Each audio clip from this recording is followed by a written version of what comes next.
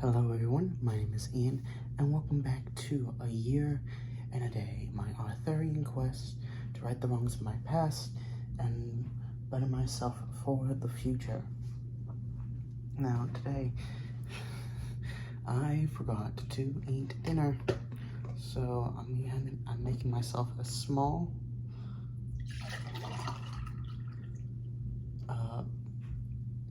midnight feast, if you will. Which is a mixture of orange juice, a Pop-Tart, and a banana. And I'm gonna eat the banana separately because I'm not sure if a banana and Pop-Tart really mix. I have a napkin here to safely put the banana peel and catch any crumbs or catch any spills. I really want to avoid that in this room. You know, don't want bugs and all.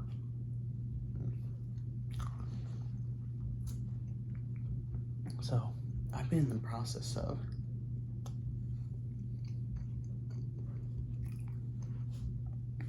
putting all my college stuff into this room, and I finished today. So I'll be showing that off to you once I finish the banana. I didn't clear off my bed for last night, so I had to sleep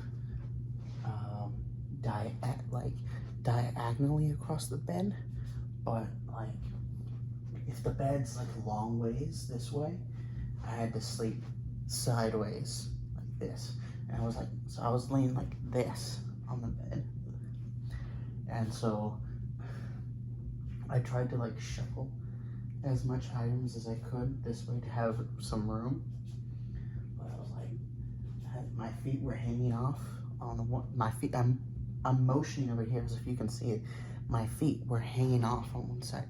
My head was barely hanging on the other, and so I was like pushing up, and I felt like I was half awake. I was like barely asleep or barely awake the entire day of the night. Wasn't great. Woke up to keep working. Deep brain, procrastination brain also. Wanted to keep doing it. Keep watching videos, slow myself down. And that was my choice. That wasn't the fuckery of any possible autism or any other mental crap. That was just me being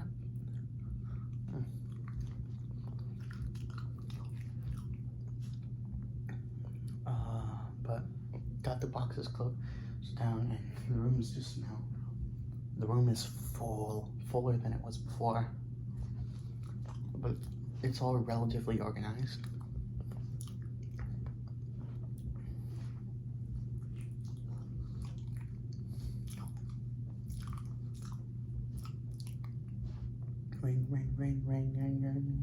Rain. Isn't it crazy that kids nowadays, when asked to mimic getting a call on the phone, they do this instead of this? Because yeah, they never had any flip phones. They never had a phone that had an antenna stick out like that. No, it's a slab, a slab of glass and metal. It was like it reminded me of the story that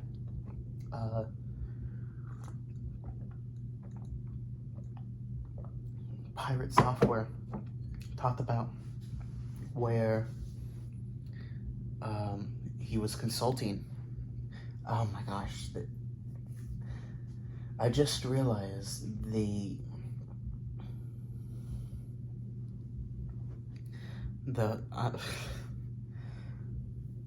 there's an irony to this of retelling someone else's story.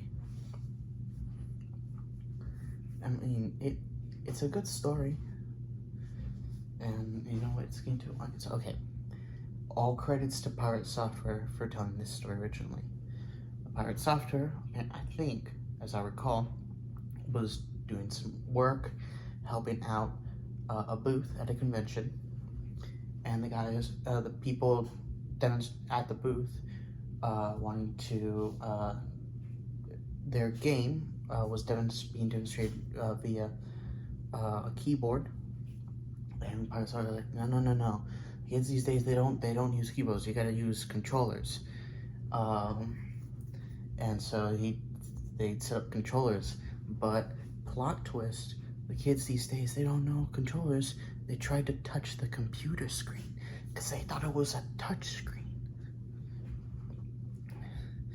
It's crazy how in such a short amount of time relative to the entire history of the internet,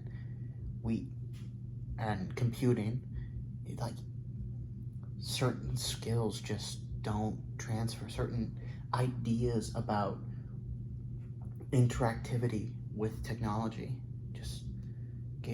just doesn't transfer over. It just gets lost.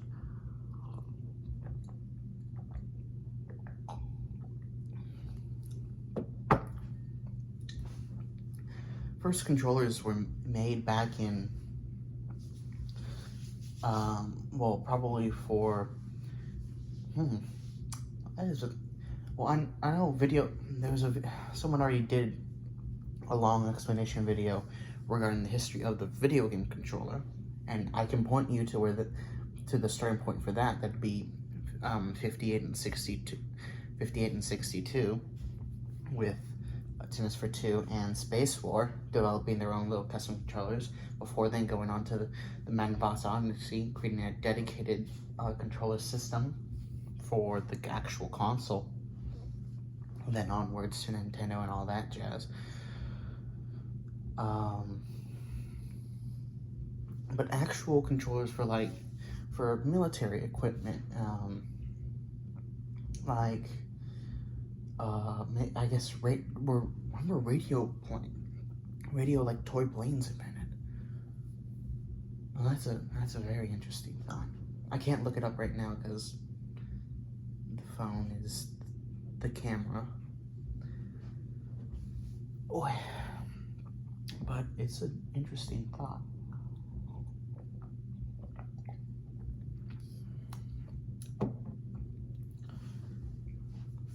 It's very nice looking around the room, seeing everything not only cleared up, but just in a good place. Right, I'm going to show it off. Okay, here we go. So, over here, we've got, it's a mixture of books, all from college, but a lot of it's D&D, a lot of it's sci-fi. There's like a few finance books that someone was throwing them away, and I just grabbed them from the throwaway pile. I was like, well, I might as well grab these, they might be useful. And then like the odd textbook now and then in there. All sorted by size so that they all fit. So good there.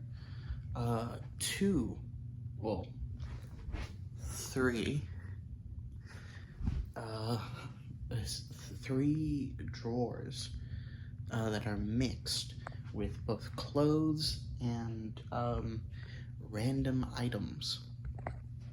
So like in here, in these bottom two drawers, are binders filled with legally obtained copies of free tabletop role-playing games. Well, up here is clothing, and then these bottom three for clothes. Well, this up top one is old electronics and wires and stuff. And here it's clothing, these top four, and then right at the bottom is the collectibles drawer. Random knick-knacketry. This is a really cool thing. I got this off at an estate sale. I like going to estate sales because old people have very interesting knickknacks. Well, I really like going to see if they've got good records, but we're not at the age. Everyone here in this area who dies has records from the 50s or the 40s, and they're all country artists. So nothing yet. No rock and roll just yet. But this is a very, very new thing. So these little baubles here, this is temperature. So each of these like little gold things that you see here have a little number on it. So I can see that it's 73 degrees in this room. It's also got a little clock and a hydrometer, which measures humidity. Oh, I found out. That's pretty cool. I have a bunch of different clocks in the room. Second clock is over here. It's very cool. The face opens up and it plays a little tune when it senses light. Very nice. But this is the other, these are my other bookshelves over here, and then also my corner of boxes and instruments. I also keep the instruments there as well. I've got a bunch of them. And then some instruments up there. Just a mixture of instruments, books, and knick-knacketry. I've got a little Coca-Cola collection up there, and then my pride and joy of a trophy for winning a cardboard boat regatta. A boat out of cardboard and duct tape, and I was so fast that I managed to get the boat out of the water even before anyone else had even finished. And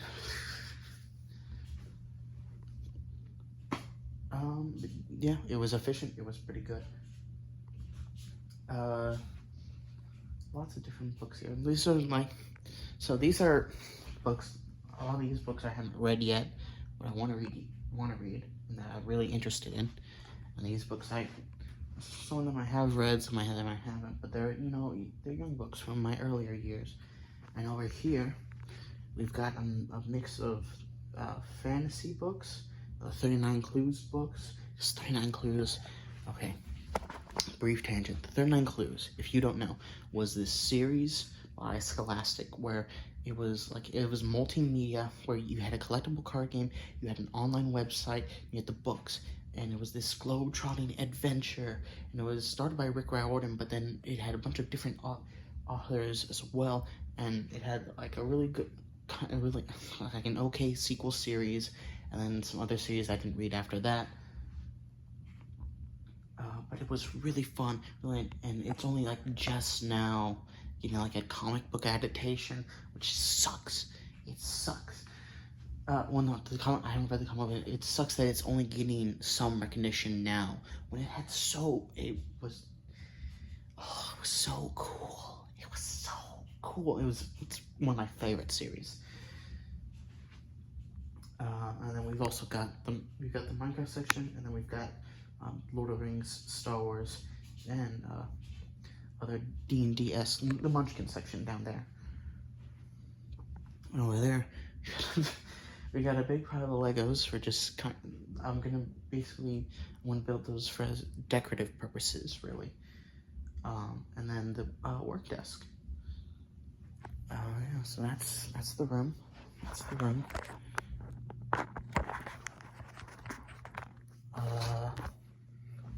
Issue some congratulations. One to Ludwig and Connor.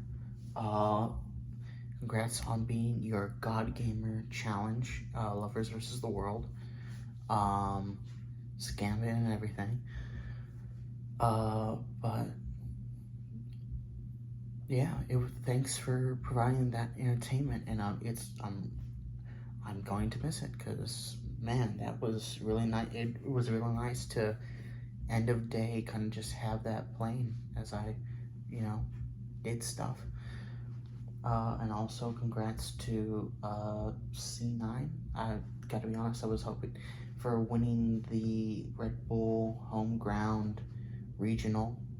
I'm not too into or much into competitive esports, more so the history. So I'm a lot of the more so the history of gaming rather than the gaming itself. But congrats to C9 for winning that competition. While I would have loved for NXS to have won, or heck, even YPF, they seemed like a underdog, and they were kind of freaking sweet. Congrats, and boo Sentinels, but like in a fun way. Please do not come after me. Anyway. Boogers in my news.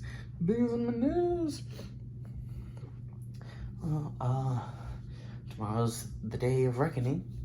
You know, I get to find out whether or not I get to keep my job or not, or I'm looking for other things. And it's terrifying, so I'm trying not to think about it, but I'm also thinking about it a lot.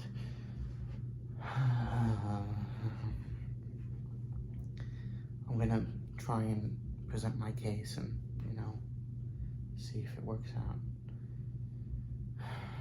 I don't know anymore. Anyway.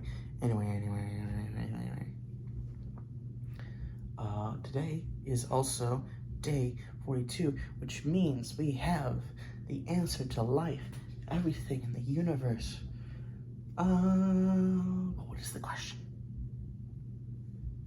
Now, a bunch of people,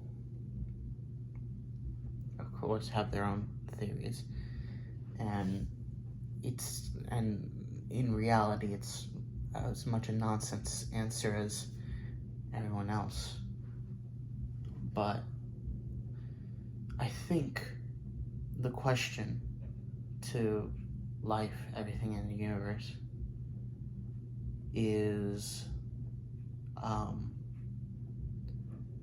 what's it all for?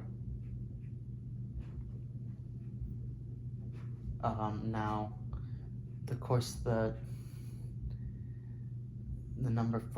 answer 42 doesn't really answer the question, but I think, I don't know, but the question, what's it all for, is it's a very powerful question. It's one of the more powerful ones, because it's heavy. What's it all for? Why it encompasses, why do we exist? Why do we exist now? Why not later? Why don't we not exist? Why does everything work the way it does? Why does it not work the way it should or should not? What's it all for? And packs it all together in this kind of desperate plea of a question. What's it all for? And I think the answer to that question, it's for you.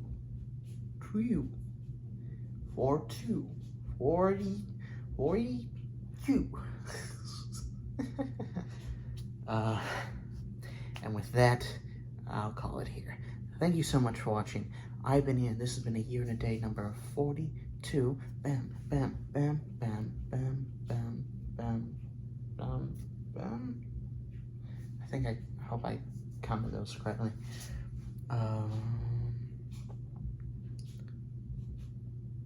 Wait. Yeah, okay. Just double checking the math in my head. Alrighty, good night, and take care.